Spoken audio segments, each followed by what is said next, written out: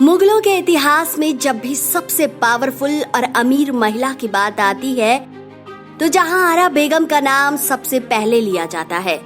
रुतबे, ज्ञान और साम्राज्य की समझ के मामले में जहांआरा दूसरी मुगल महिलाओं से काफी अलग थी। यही गुण उसे मुगल सल्तनत की सबसे ताकतवर महिला बनाते हैं।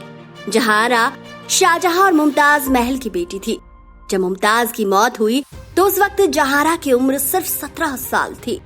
पत्नी की मौत के बाद शाहजहां इस कदर दुखी हुआ कि साम्राज्य से किनारा करके एकांत में जीवन जीना शुरू कर दिया। ये वो दौर था जब मुगल साम्राज्य के हरम की जिम्मेदारी जहांआरा पर आ गई थी। उसकी नेतृत्व क्षमता को देखते हुए शाहजहां ने सल्तनत के कई मामलों की जिम्मेदारी जहांआरा को सौंपी और उसे पातशाह बेगम घोषित किया। यहीं से जहांआरा के लिए मुगलों की सबसे शक्तिशाली महिला बनने के सफर की नींव पड़ी। जहांआरा ने एक के बाद एक फैसले लेने शुरू किए। वो बेशक कभी मल्लिकाए हिंदुस्तान नहीं रही, लेकिन अपनी माँ की मौत के बाद ताउम्र मुगल साम्राज्य की सबसे अधिक शक्तिशाली महिला रही।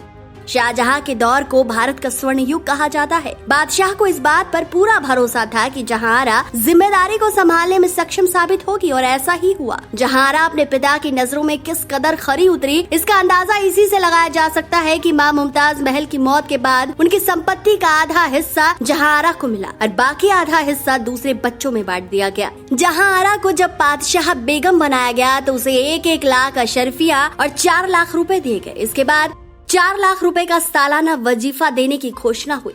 जहांआरा को कई बाग तोहफे में दिए गए, जिनमें बाग जहांआरा, बाग नूर और बाग सफा शामिल रहे। इतना ही नहीं, उसे कई जागीरों जैसे अछल, फरजहरा और बाछौल, सफापुर, दोहारा और पानीपत का प्रमुख बनाया गया। मुगलों के दौर में उसके पास कितनी ताकत रही है इस बात से भी समझा जा सकता है कि उसे सूरत शहर दे दिया गया, जहां मुगलों के जहाज चलते थे और अंग्रेजों के साथ व्यापार होता था। इसी के चलते जहांआरा को मुगलों की सबसे अमीर शहजादी कहा गया। फरवरी 1633 में भाई जहांआरा के दारा शिकोह और नादिरा बेगम की शादी हुई।